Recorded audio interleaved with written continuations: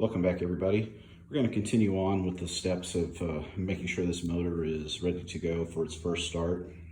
The last video, part 21, was installing the starter and making sure that it cranked over. That went okay. And now today, I'm going to go ahead and do compression test on each cylinder to know that we don't have any leak down and that the valves are closing, making the pressure in the cylinders that we'd like to see.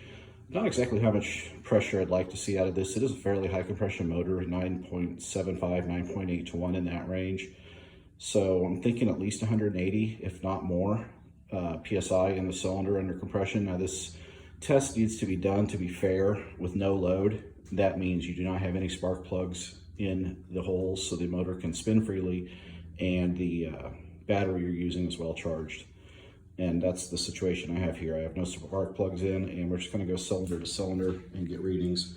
I've currently got my pressure tester in the number 1 cylinder, and we're gonna go ahead and give this a crank and see what we get out of this one here.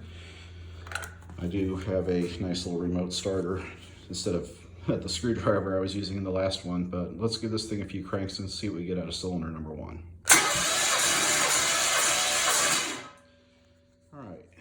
Let's see what that came up to here. I think so loud. All right, we got on my gauge, it looks like about 100 and it's 50, 60, 70, 80, about 190, maybe just a little bit less, 188 pounds, we'll call it, out of cylinder 1. So that's pretty good. I'm gonna go ahead and go to the next cylinder. So cylinder number 1, we're gonna call that 188 pounds. Let me move this over to cylinder 2. You know what I'm going to do here is I'm just going to take the rest of these so you don't have to follow me around through every step. I'm going to take all the readings and we'll go back through and review them after I'm done with the tests. Okay, went through all the cylinders, ran the compression test, and these are the results. The highest compression on the right bank, 4 and 6, were at 190. Lowest compression across all of them was on cylinder 5, and it was just 180. I have a very fat gauge. The needle is not really marked in increments of 1. It's either a 0 or a 5, because that 180 could be anywhere between 180 and 183, and they're all at least 180 and to 190, and to me that is perfectly fine. Given that these rings have not seated yet, they have not seen heat cycling, so we'll see how they are after the engine runs. Of course, when it's fully broken in, we're going to go back through and do another compression test to see what our results are. The other good thing is that there was no leak down. I gave them at least 10 to 15 seconds on each cylinder before I disconnected it, and the gauge was not dropping.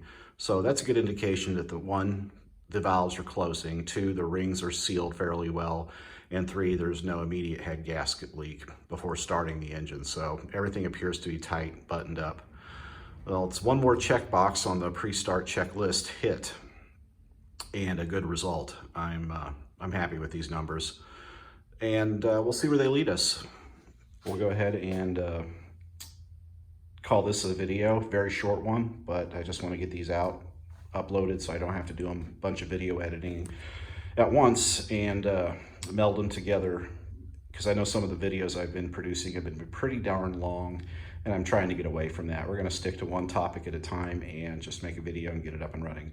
Again, thank you for watching. Please like, share, and subscribe if you're interested in the content, and leave comments, good, bad, indifferent. It doesn't matter to me. Just keep them clean and not personal, and we'll all get along just fine. Thanks for watching.